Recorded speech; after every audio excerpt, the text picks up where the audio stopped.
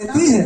वो अंडा नीचे आते आते उसी आसमान में अंडा फूट जाता है और वो बच्चा निकल करके उड़ना भी शुरू कर देता है। यानी वो जमीन पे नहीं आती है, वो कुंज ऐसी पंछी होती है।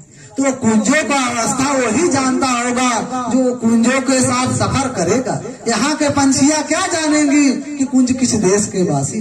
ठीक उसी प्रकार से संतों महात्माओं की गति मति को वही पहचान सकता है जो भजन करता होगा, भक्ति करता होगा, मालिक को याद करता होगा। वो ऐसे ही जीव संत महात्माओं की गति मति को जान सकते हैं। न तो बाकी सारे जीव संसार के केवल काल के जाल में फंसे हुए हैं। प्रेमी भाई बहनों, इसी प्रकार से संतों महात्माओं की बड़ी शक्ति होती है। हम यही कहना चाहेंगे कि जो भी जाने अनजाने में बीत गया, महात्मा ये नहीं कहते हैं कि आपका बुढ़ापा आ गया, अब क्या जरूरत है भजन भक्ति का, समय था तो नहीं किया।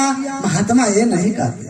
अरे भाई, ये 5 वर्ष से लेकर के 100 वर्ष का बुढ़ा भी भजन भक्ति कर सकता है, ये महात्मा कहते हैं। उस नाम की कमाई कर सकता है, ना जाने किसकी कब खुल जाए वो दरवाजा और मालिक के पास पहुंच जाए, उसका कोई ठौर ठिकाना नहीं। इसीलिए हम आप ये ना सोचे अब तो उम्र बीत गया, क्या भजन भक्ति करूं। अरे प्रेमी भाई बहनों, बड़े सौभाग्य से ये मानव तन मिला है। अब ये मत सोचिएगा कि अब की बार पाए हैं, इसी परिवार में रह रहे हैं तो फिर मरेंगे फिर आएंगे यही जन्मेंगे, ऐसा कदाप नहीं है। आप लोगों ने इतिहास सुना होगा, द्वापर के समय जब महाभारत का समय था, उस समय कृष्ण ने अर्जुन से कहा कि हे अर्जुन, देखो सामने जो चींटा जा रहा है एक कई बार इंद्र बन चुका है। तब इंद्र बन चुका है तो अर्जुन ने सोचा कि राजा इंद्र, स्वर्गों का राजा इंद्र चींटा बन रहा है कर्मों के अनुसार, तो हमारी आपकी क्या गति होगी। हम तो महाभारत में युद्ध कर रहे हैं, कितने को मारेंगे, हम कहाँ बन पाए। हम भी चीटे 4 खान 84 लाख योनिया में जाएंगे। इसीलिए प्रेमी भाई बहनों, ये मत सोचिएगा कि दोबारा फिर मानव तन मिलेगा। ऐसा होता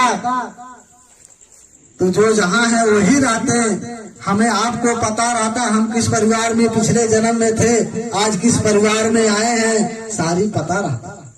किसी को नहीं पता है हम कहाँ थे क्या थे, क्योंकि दूसरे जगह से दूसरे जगह पठा दिया जाए अनजान में तो इंसान कैसे जानेगा कि हम भाई कहाँ से आए हैं, कहाँ आकर के फंसे हैं। लेकिन यदि अगल बगल में पठा दिया जाए तो आपको पता रहेगा कि हमारा घर यहाँ था, हम यही हैं, ये आसपास में पता चल जाएगा।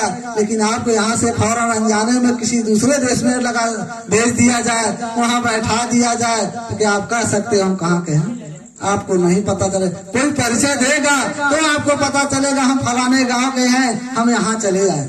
उसी प्रकार से ये मत सोचिएगा। हम यही कहना चाहेंगे, महात्मा की तलाश कर लीजिए, क्योंकि आगे समय इतना खराब आ रहा है कि उस खराब समय से बचने के लिए बगैर महात्मा का कुछ होने वाला नहीं है। जैसे 5 वर्ष का बालक ध्रुव का बिना महात्मा बिना गुरु का उन्होंने विष्णु का दर्शन नहीं पाए, और हम आप ये सोच ले कि समय खराब आएगा, मुसीबत का समय आएगा तो हम आप विष्णु का दर्शन कर ले, तो कभी संभव नहीं होगा।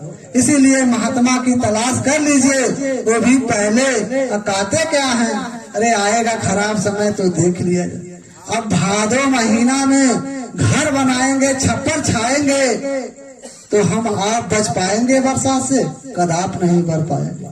घर में आग लग जाए, गांव में आग लग जाए तो हम कुआं खोदवाएं, क्या आग बुझा सकते हैं, एक कदाप नहीं। उसकी तैयारी पहले कर लो ताकि वो समय जब आए तो आग भी बुझा ले, और बरसात में छप्पर लगा करके जब पहले से रहेंगे तो बरसात में बच जाएंगे, भीगेंगे नहीं। उसी प्रकार से यदि पहले हमने आपने यदि गुरु का तलाश कर लिया, उनके बताए हुए रास्ते पर चल दिया, तो हमारा आपका आगे का समय जब खराब आएगा तो बचाव हो जाएगा। अरे प्रेमी भाई बहनों, आप लोगों ने 2 वर्ष के पहले 2020 में जब कोरोना फैला, हम बहुत विज्ञान का भरोसा करते थे, दुनिया वालों का भरोसा करते थे कि भाई ये दुनिया वाले रहेंगे तो हमारा सब कुछ रक्षा हो जाएगा। लेकिन इतनी बड़ी कोहराम मची उस कोरोना का कि सारा विश्व हिल गया।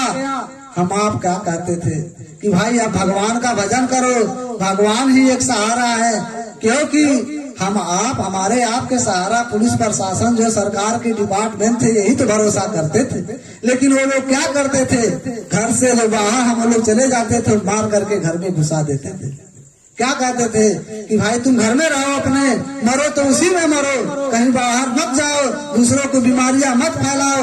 अब विचार कर, वही भगवान है। भगवान का मतलब सबका रक्षा करना, सुरक्षा करना।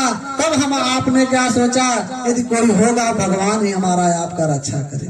तो प्रेमियों भाई बहनों, इतने समय जब हम आप इतने हड़कंप में मच गए, संसार का भरोसा टूट गया, तो आगे बड़ी कोहराम जब आएगी तो संसार में कोई संभालने वाला नहीं मिले, सबसे भरोसा टूट जाएगा। इसीलिए पहले से तैयारी कर लो। हम यही कहते हुए अपने वाणी को विराम करेंगे, क्योंकि एक वक्ता हमारे प्रेमी जन हैं, आएंगे, आपको दो चार शब्द बताएंगे, सुनिएगा। उसके बाद जो व्यवस्था है, व्यवस्था खान पान करके ही आप सब जाइएगा। तो यदि हमारे कहने में गलती हुआ होगा तो छोटा सा बच्चा समझ करके माफ कर दीजिएगा। बोलो जय गुरुदेव।